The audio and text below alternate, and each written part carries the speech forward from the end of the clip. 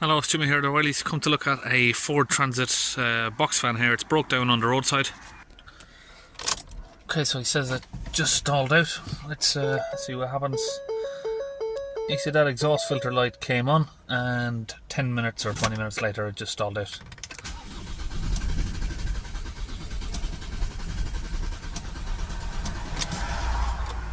Okay, so it won't start. It's at 181,000.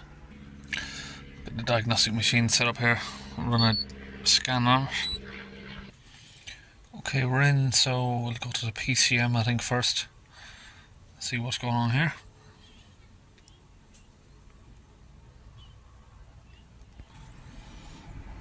Into the fault codes, retrieve.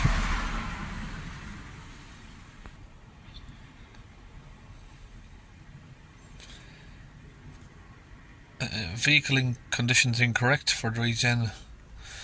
Forced limited power. Mass airflow sensor in range but lower than expected. Soot accumulation.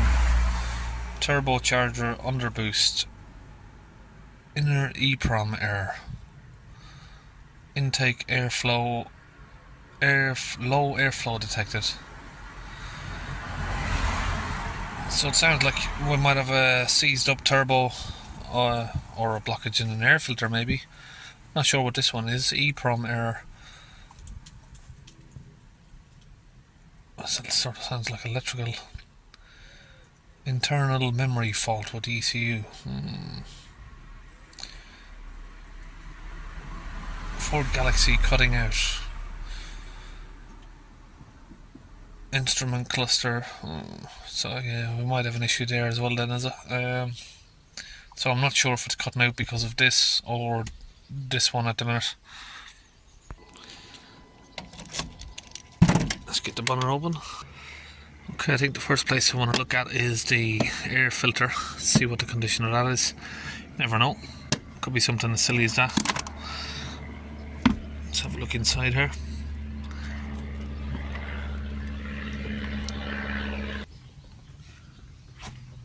Definitely damage on it over there, but let's get it up.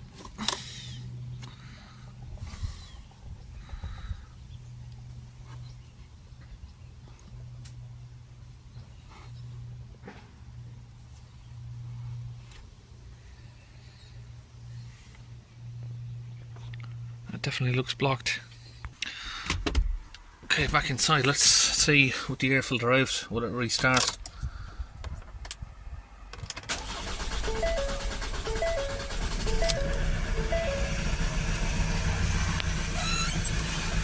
Started, but it sounds rough. Oh, it's gone again.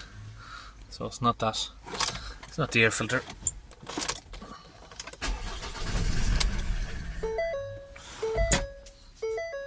Okay, so it's not the air filter. Low airflow. Turbocharger may be knackered. Or is the DPF so blocked that it's not allowing it to start? It's got three of these reasons can all cause it not to start here.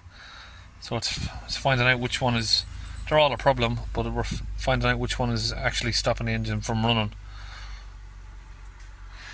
If it's not the DPF and then it's not the turbo, it's gonna be the ECU. Okay, so in at the live data, get up these items here. Switch. That's not right, is it? 710. The vehicle's off. The vehicle's not even running.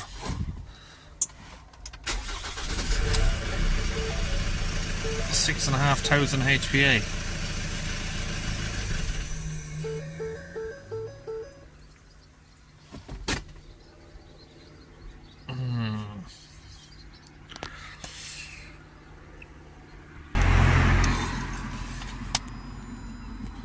Check the oil level.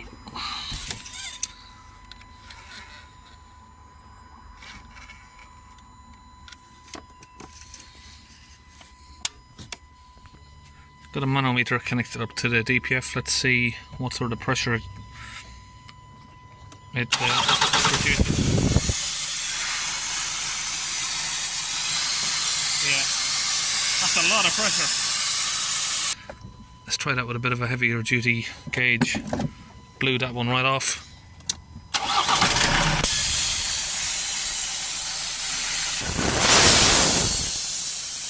Okay, so we're trying to hold the pipe on here. Of course, it's just there's too much pressure to get it to hold on. I'm trying to hold it on with my hand, and it's just forcing her off.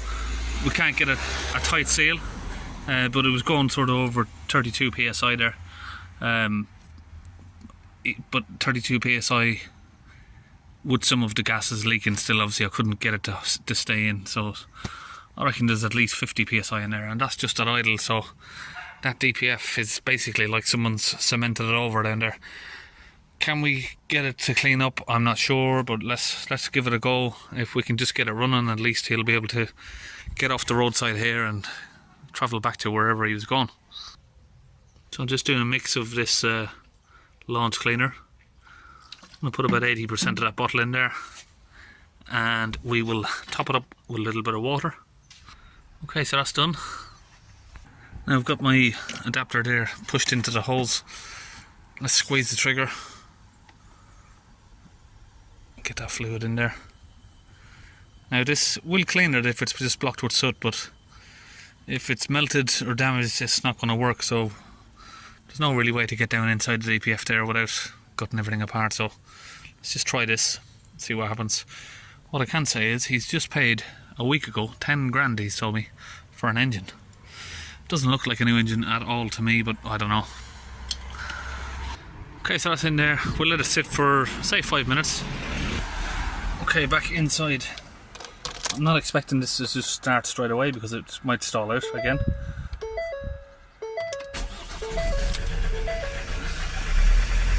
Let's see, will it accelerate up? No.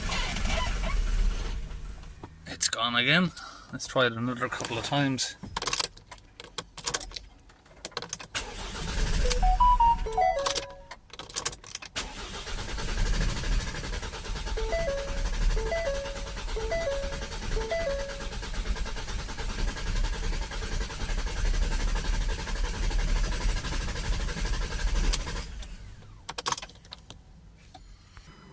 Okay, let's get some more fluid in there,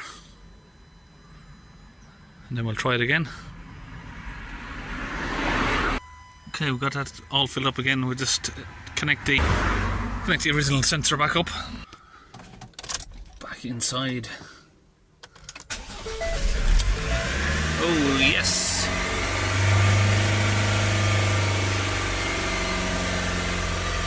Now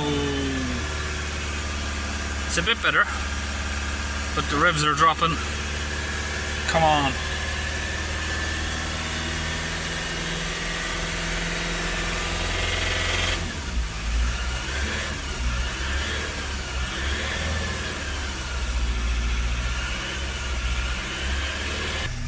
Okay, so we've at least got the engine running for a minute. So what I'm going to do now is go back under there. We'll spray some more fluid in with the engine on. Okay, so that's the rest of that bottle in there. There's only a little bit in there. Top up a little bit of water, and suddenly we're smoking everywhere. It's gone away again, depending on the wind direction, I suppose. It's over there. Okay, it's reconnected. Let's spray it in. Oh, she's come off. Get that connected back up a little bit harder there. Spray the rest of this in there.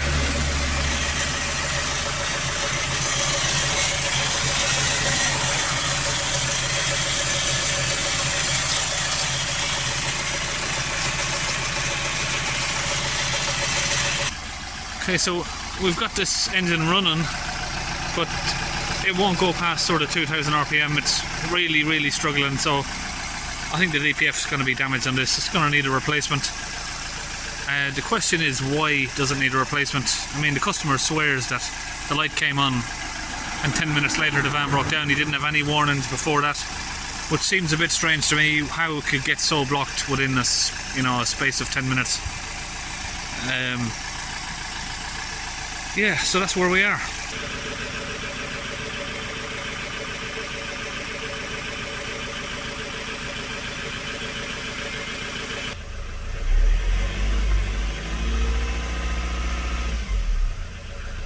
doesn't really want to rev up.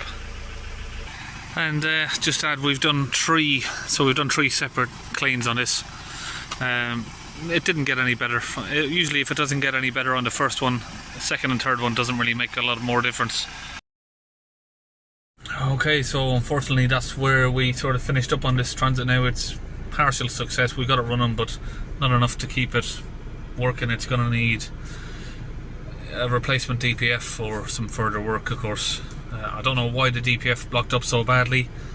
The guy sort of promises, he's got no reason to lie to me, he sounds really honest, that it just came up and then 10 minutes later it stalled out, and before that it was running absolutely perfect, he says. So I think we're going to finish up here. See you in the next video.